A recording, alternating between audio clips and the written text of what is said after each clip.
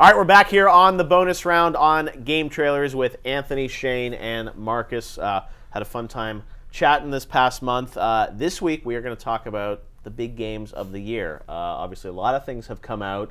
A lot of things are still due out this year. What are some of our favorite games? I mean, I will say overall, I think this year hasn't been particularly profound. That's because everything got moved to 2050. The first 3 months of 2050 are going to be amazing. Yeah, you're right, because Batman moved, Evolve moved, and looking at in previous years, like by September, October, there are like maybe 3 or 4 games that I would have said like, oh, those are a lock for the VGAs. They're going to get nominated. I wonder which one is going to win. It's going to be a great race. Sitting here now, I'm not even sure who the 5 nominees would be. Yeah, it's tough. Yeah, right. The only thing that really sticks out in my head in terms of a big release is Dark Souls 2. Right. Which I played nonstop. Old Still gen, play too. nonstop. Yeah. That's a divisive game, though. I mean, people either love it or they hate it. I've never met someone who said, it's okay. Like, no, right. And their audience, that's a game that I think people, there's an audience that really liked it. There are other games that come out this year, too, that, I think, as we know, like with a Destiny or a Watch Dogs or even Titanfall, these were big games that people were, a year ago, people would have said shoo-ins for Game of the Year nominations. These things are going to be absolutely amazing. And I feel like even all 3 of those games, which, were winning tons of awards at E3 and whatnot, didn't quite, I think, deliver on the full promise of what people hoped they all were going to be. Well, I think Titanfall was built into something it never was supposed to be. I think, I feel like the marketing for that game and everything, and they never lied. They never said that something was going to be in the game that it wasn't. Like, I think that was just player perception. Well, it's expectation, right? It's the next gen. Yeah. This is supposed to be the year where all the big new IPs come out and we see a true glimpse of next gen. Usually launch games, they're forgiven, right? It's I think people blame marketing money on like a lot of things. It's like, but I saw a million commercials for it. How does it only have multiplayer? It's like, well, they always said it only had multiplayer. Right, but no, Titanfall was really fun though. It just for what it was. It just didn't have the legs that I think a lot of people thought it was going to have. And Destiny, I think, is one of those ones where it's like we're still waiting to see if it has legs. Like we can't. And I think you're right. It's just like, where are the 5 that I can just point to and be like, yes, yes, yes, Man, yes, it's going to be an awesome race to see which one wins out. I mean, Shane, is there anything this year that you personally feel like is like in the running at least even? Well, I mean, oddly enough, looking back, the game I played as far as hours the most, and I'm still not completely done with Destiny. Right. But the game I played for the most hours this year was Mario Kart 8. Yeah. And it's very difficult for me to give like a Mario Kart game a Game of the Year. Right. But truth be told, I've spent the most time playing that game and I still play it. So I don't think there's anything wrong with that. At the end of the day, like it's, a fun game. As you said, it may not be, the birth of a new IP or revolutionary.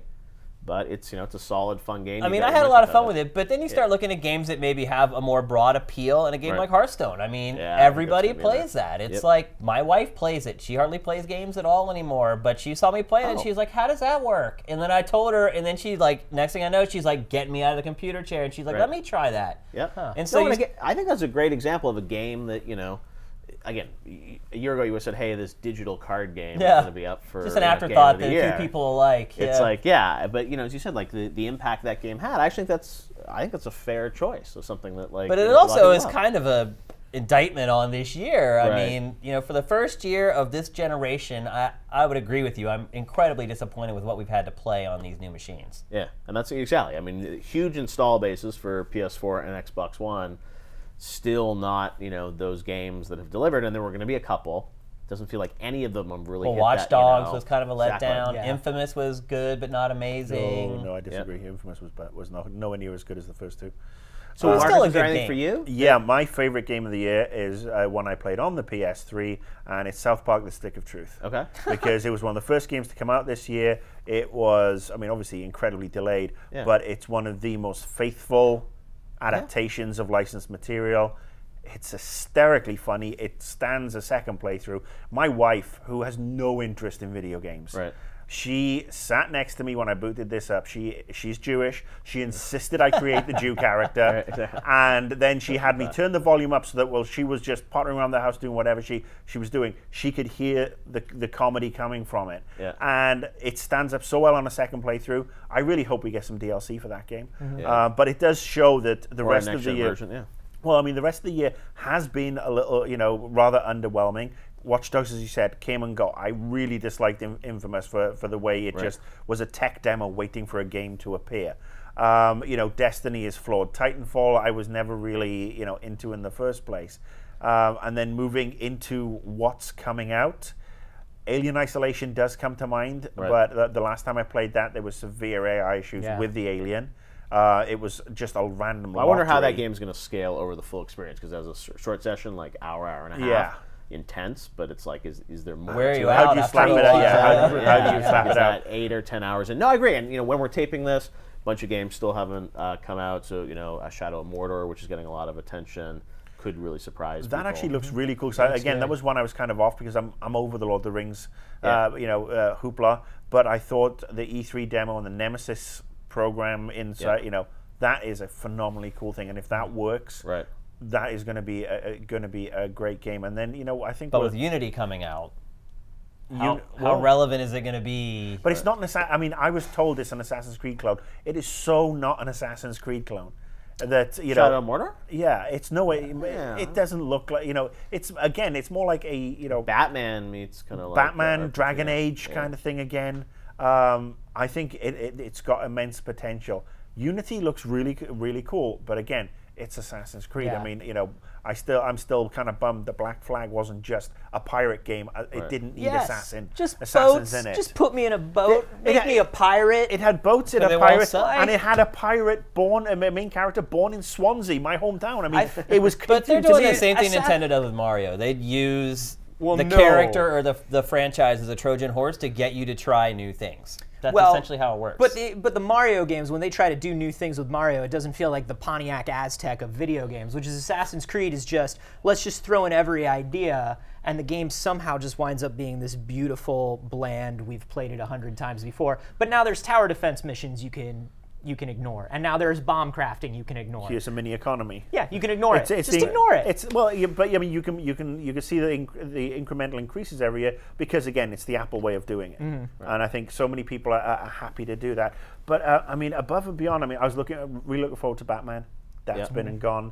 Evolve was, I think, everybody's glad that in other publishers are glad Evolve has moved out of this year because they have a crack at something, because that's going to be next year's hopefully game of the year, not Destiny or Titanfall.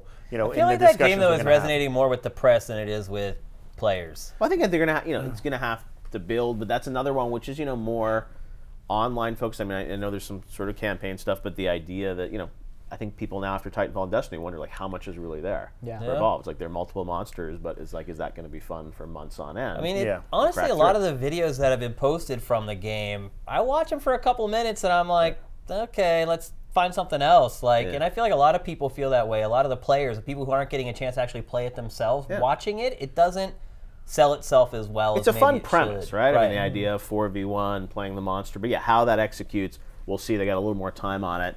And I think 15 is going to be great, but as you said, like you look at the rest of the year, Unity's coming out, Far Cry 4, could be interesting. I mean, both Assassins and Far Cry, I think, are franchises that have never really broken through, sort of, at least for Game of the Year. Like Assassins, I don't think ever was one Game of the Year. Far Cry 3 came out too late in the year. But Assassins, again, it's like, huge seller, it's big, but I don't think it's ever really won Game of the Year. It's never. Something has always beaten it. It's always nominated. Exactly, always nominated, but never cuts through. So it's this the year that game finally comes together in a way that everyone says like, no, this is Assassin's year. I don't know. And then beyond that, it's like there's Dragon Age, which is coming out in November. Which I almost forgot about. Exactly. That's like November 18th. So let me ask you, I think, will the next-gen version of last year's Game of the Year, GTA, be one of the best games of the year again this year? Because sure. It's like The Last of Us Remastered. Exactly. I mean, that probably should be Game of the Year. Yeah, I think this year, I hate to say it, but the Shining experience. No, it's a weird more than anything. Yeah. This has been the year not of games finally coming to the platform that I wanted them to be on, more than it was a year of new games. So Master Chief Collection. Diablo 3. FTL on iOS. Yeah. Like once you play FTL on a tablet,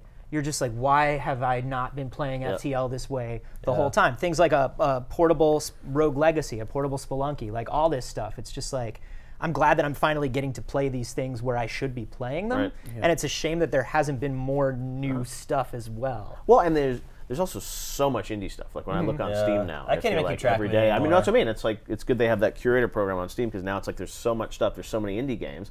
It's just the year that a small little game comes out of nowhere. And I know where you're going. You're thinking Goat Simulator, aren't you? Yeah, you never know. Now available on Touch. Well, this has been a great year for indie stuff, but particularly indie stuff that is like couch, just sort of party game versus mode, like Towerfall on the PS4, or Gang Beasts, which just came out, which is so much fun. Nidhogg in the beginning of this year. It's been a great year for like little games that let you and your friends get together and just have a good time. Right, and that's why I wonder if some of those start to break through because when we talk about Game of the Year, we're talking about a lot of big 50, Gang Beasts versus Assassin's Creed Unity for Game of the Year at the VGA. I mean, remember when Walking Dead won? Yeah. And that kind of really surprised everybody because it was up against a couple of 800-pound gorillas, and that was a license that was hot, but it was not necessarily an indie game, but it was smaller episodic content. And The Wolf Among Us that came out this year, and that was really good and actually more enjoyable than season 2 of The Walking Dead. Yeah. But I think this has been this was the year that we were all going to be so happy, but it's not. I mean, I'll be honest with you, my Xbox has had practically no play this year at all. It's sat there as a Blu-ray player. Yes, there's also there's Sunset Overdrive coming from Insomniac, which I think looks like a fun game. I mean, maybe it's really going to deliver. It looks like it comes from an alternate universe where the Dreamcast was the best-selling console of all time. Jet and Set I Radio. love that. I love that. And at least it's a new IP. It's innovative, and again, maybe that because there's not a ton of competition, maybe that does rise to be a nominee. It'll be interesting to see how they market that game. Yeah. Well, I think did you see the live-action trailer thing they did? I haven't seen it a couple days ago. I think they're being smart about it. I mean, it looks as insane as a 400-pound man in a pink tutu. I mean, it's literally balls to the wall, shooting on rails, off rails, scooting around, gang warfare, which is great. And I'm actually delighted that the Xbox for the end of this year we have Sunset, and then we have a couple of other titles coming next year. Crackdown 3, but again, it's all next year. It's all next year. No, because Crackdown was awesome. Shut up. I wonder if that's 2015 or they're obviously doing that. The other game that we haven't talked about at all, Smash Brothers. Yeah. That's going to be a But massive there's a reason game why for we haven't Nintendo. talked about it because it's just like what you're getting, right? Could that be up for Game of the Year? Do you want to Sure, wake me up when the Mario Smash Brothers loving is all over, and I'll just go to sleep? No, I mean that game again, like the 3DS version come out. People excited about that. I think for the Wii U audience, isn't that the game that huge, Nintendo fans have always wanted? I think I think it would be lovely to have. You think Mario Kart over Smash? You're saying sorry. No. It does the same thing, aren't they? They're Exactly both the same. two games. You know what you're getting. There will be a whole thread online now about changing. I'm saying Honestly, if you put them both on a screen, I wouldn't be able to tell the You're saying difference. it's a game you played before, but done better. with a couple tweaks here and there. But now it's in HD. Right. But there's nothing wrong with a franchise. No, I played being Mario up for Kart. Game I'm of the still Year. playing Mario Kart. Yeah, if it's a Nothing wrong with it at particularly all. great entry, like if Smash turns out to be the one Smash to rule them all, which is going to be really hard Which because I'm even sure the it Smash is. audience is so divided on Smash Is right now. the Wii Fit instructor in it this year? Yes. Yes. Still made not the cut, Marcus. But it's as you said, it's a formula that people have seen before. What you're saying, it's not super innovative new IP. I mean, it would be be awesome if something in Smash completely blows everyone away, but they give up the goose with that game so much. It's like we pretty much know everything that's in it. And I think part of its selling point is that there is so much in it. Yep. And that's why I feel like Nintendo feels like it needs to market it that way. It's because it's not just a fighting game where you fight each other. It's like, one thing I will say is the single-player component of that game looks a lot more robust and interesting than it's been in the past. So maybe that is something that kind of tips the scales for it a little bit and gets it into that discussion. But the fact that we've been doing this for 10 minutes and the game hasn't been brought up yet is kind of a sign That's what I wonder. It's like, I don't know. I think I have to wonder, and you're somebody you host the thing every year. You host the big thing every year. How much is it really weighted towards? Does it have to be new? Does it have to be something we've never seen before? Well, it's a great conversation. Do we take that for granted in something that we look for in Game of the Year, like something that we haven't seen before? Can it just a lot of it because is it the engineering of the gameplay for the most fun, or is it the larger context of it's a new IP and it's a really cool studio that's doing it and they tried something new and innovative? I mean, this is a debate that journalists have all the time about like how much do you weight towards the innovation and the novelty of it and reward them for that, versus the fact that this is just a game, same game they've been making for 20 years, but it's really well refined. It's the same thing with sports games, right? It's like, if a sports game is up for Game of the Year, a lot of people will be like, that's crazy. But it's like, maybe that's the best playing NBA they've ever done. But looking at Walking Dead last year, right? Yep. That's a game, that's an adventure game, but it won based on narrative. It's an adventure game with quick time events, but the story was just done so well. And it was fun. I mean, and that's the thing, games should be fun. Yep. You should be enjoying playing the game. And if, you know, and that's why I don't have too much of a distaste for Mario Kart, because although I didn't buy the new Mario Kart this year, I did actually plug in my Super NES and played my original Mario Kart, which was still fun as is Pilot Wings. And you know, and if this is the most fun version of Mario Kart, Grand Theft Auto, Smash Brothers, whatever it is, that's what the game of the year should be, because we play, you know, games are, you know, they're supposed to be fun. We're supposed to be enjoying ourselves. And you have the little subsets where you reward the cool and you reward the great mechanic that's really quite original and does X, Y, and Z. But honestly, if it's like having your tooth pulled, you know, in the fun factor, then it's not really being a game, is it? I mean, a game, to me personally, is escapism. It is going off and having something, you know, scare the shit out of me, or, you know, make me think a little bit differently, but also enjoy doing it. Yeah. It's like why I go to the movies. I don't go, you know, I don't watch TV to be bored senseless all the time. I want to enjoy my game. And I think that's the biggest disconnect that we've hit in the last 3 years, where we have awards that are going perhaps more for innovation and something cool and different, and you know, the general public have this opinion of I have more fun with that. I mean, it's like the Oscars. And there are also lots of people that, you know, you say, hey, Call of Duty, that's the game I play the most, and I have fun with my friends, and Advanced Warfare Multiplayer. We didn't even talk about that, but it's like a lot of people, Advanced Warfare may be their game of the year. It's going to be the most popular game. People are going to have a ton of fun playing it. That matters to them. But it's like, the critics, as you said, it's like you're trying to sort of look at the artistry or the innovation there. So we'll find out. But it's going to be very interesting, because I don't think any of us could even predict what nominees would be this year, much less who's going to win. So we will find out. All right, well, thank you, Anthony, Shane, and Marcus. Great to have you guys all together, and great to have Shane and Marcus back on GT. I'm Jeff Keighley, and we will see you soon for another bonus round.